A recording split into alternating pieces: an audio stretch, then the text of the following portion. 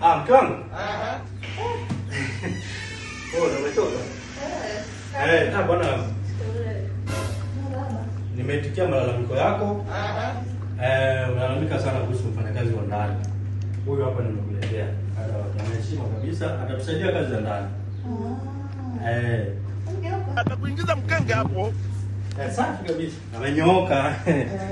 Amenyooka, hana kipengele. Chochote kile nafanya hivi.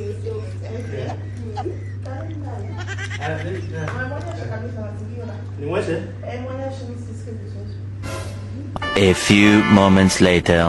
Yaani tulikuwa tunahangaika mke wangu, saluni kule unaenda unakushika makucha huko sikuoni, unakusugua miguu, nywele ukutengeneze. Najua kusuka ni begi limejaa kila aina ya massage ya miguu, kukando pale.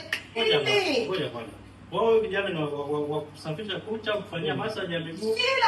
Kila utena analala hapa mimi wangu. Unalala hapa. Hapo yaani twende tunaongelea kwenye. Dada. Dada, njoo chukua na begi lako kabisa.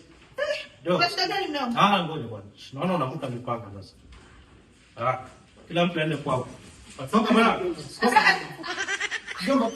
Dada, tunataka kazi dada. Mimi nataka kuapa kazi. Haya.